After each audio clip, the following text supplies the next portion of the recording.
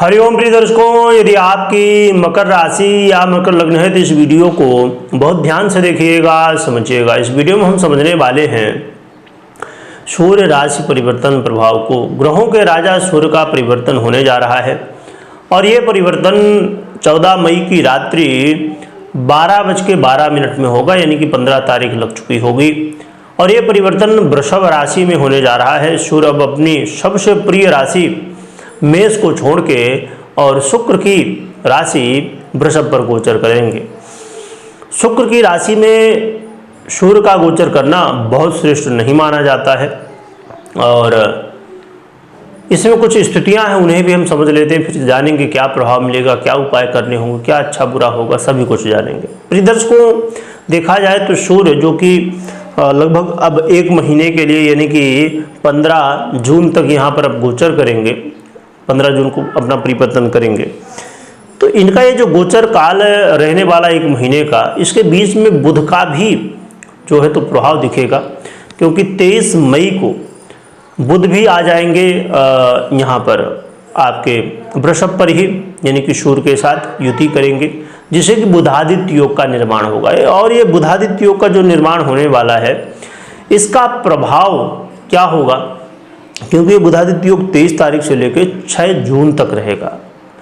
और इसमें कुछ स्थितियां हैं, क्योंकि जैसे सूर्य का ये गोचर काल जो है तो वृषभ में है। वृषभ में थोड़ा और गहराई में जाएं तो स्वयं के नक्षत्र कृतिका, रोहिणी जो कि चंद्रमा का नक्षत्र, और मंगल के नक्षत्र मृगशिरा में भी ये गोचर करेंगे। तो 23 मई से लेके 25 मई को 9:30 बजे तक का समय होगा, जिसमें सूर्य और बुध एक ही नक्षत्र यानी कि सूर्य के ही नक्षत्र में कृतिका में गोचर कर रहे होंगे।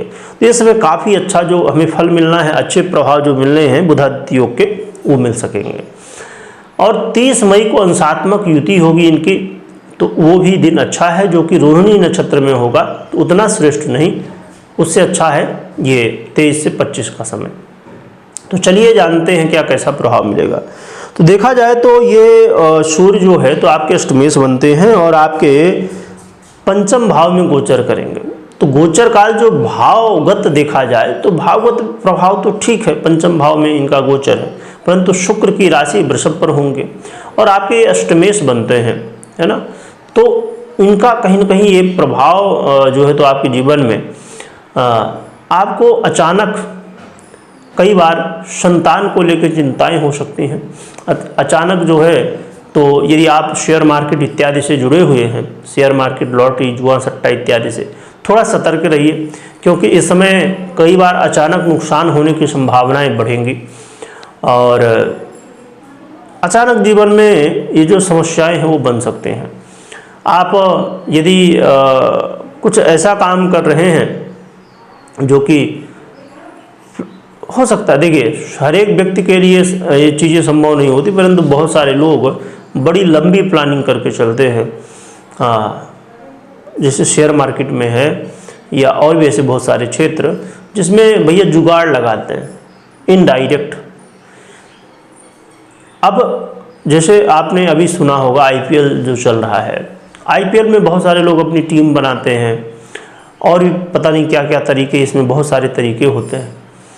तो कोई ऐड के द्वारा कमा रहा है, कोई किसी भी तरह कमा रहा है, कुछ लोग, ज़्यादातर लोग टीम जो बनाते हैं, तो भाई उनको एक मन में होता कि हमको पैसा कमाना है, हमने 39 रुपये, 49 रुपये या जो भी जिसमें जो भी होता हो, तो जितने का लोग लगाते हैं अपने अपने हिसाब से अलग अलग सब चीज़ें। इसे मैंने भी देखा था, इसलिए थोड़ा सा इसके बारे में ये समझ में आया कि लोग लगा रहे हैं पैसा, सुना भी था। तो इसमें लगाते हैं लोग, परंतु बहुत सारे लोग बहुत सारे टेढ़े तरीके भी लगाते हैं, है ना। तो इसीलिए इसमें भी आपको ध्यान रखना कि यदि आप गलत रास्ते से, शेयर मार्केट हो, लॉटरी हो, जुआ हो, सट्टा हो, इन सब चीज़ों में यदि आप अचीवमेंट करना चाहते हैं तो ये मुश्किल है आपके लिए। थोड़ा सा इस समय सतर्क रहिए। और एक अच्छी बात यहाँ रहने वाली है कि यदि आप अपने जीवन में जैसे मैंने अभी बताया कि लॉटरी, जुआ, सट्टा, शेयर मार्केट इत्यादि इनसे जुड़े हुए हैं, तो आपका जो भ्रम है, जो आपका एक ये हो सकता है कि आप जैसा सोच रहे हैं या अभी हमने जो चर्चा की कि आप अलग अलग तरीके अपना रहे हैं, तो कौन से तरीके गलत हो सकते हैं, कौन से तरीके में आप फंस सकते हैं, इस चीज़ का ज्ञान, इस चीज़ को समझने का मौका आपको इस समय देखने को मिलेगा। तो ये बहुत बड़ी बात है, क्योंकि यदि आपके अंदर कोई भ्रम है या आपके अंदर आप कोई गलत रास्ते अपना रहे हैं जिससे इन फ्यूचर उसमें प्रॉब्लम हो सकती है, तो वो चीज़ें हमें क्लियर यदि हो जाए तो हम वो रास्ता छोड़ सकते हैं। फिर भी कई बार क्या होता है, लोगों की आदत हो जाती है तो छूटती नहीं जल्दी, परंतु आपको ये मौका मिलेगा, इसको समझना चाहिए आपको बहुत अच्छे तरीके से। इसके अलावा इसका बेनिफिट उन विद्यार्थियों को ज़रूर मिल सकता है जो विद्यार्थी अध्ययन तो कर रहे हैं परंतु फाइनेंस से रिलेटेड अध्ययन कर रहे हैं, है ना, फाइनेंस की पढ़ाई कर रहे हैं, तो इसका बेनिफिट ऐसे विद्यार्थियों को मिल सकता है। जो कि विद्यार्थियों के लिए, सभी विद्यार्थियों के लिए ये जो गोचर काल है अच्छा है, क्योंकि सूर्य, आपने सुना होगा कि हनुमान जी ने भगवान भुवन भास्कर से ज्ञान अर्जित किया था। तो ये विद्यार्थियों के लिए नॉर्मली, और भी जो विद्यार्थी हैं उनके लिए भी काफ़ी अच्छा है। खासकर उन विद्यार्थियों के लिए और भी लाभदायक सिद्ध हो सकता है जो सरकार से संबंधित कोई काम करना चाहते हैं और उसके लिए पढ़ाई कर रहे हो, या जैसे आयुर्वेद है या मेडिकल इंडस्ट्री है उसके लिए पढ़ाई कर रहे हैं, तो उनके लिए भी ये काफ़ी अच्छा हो सकता है।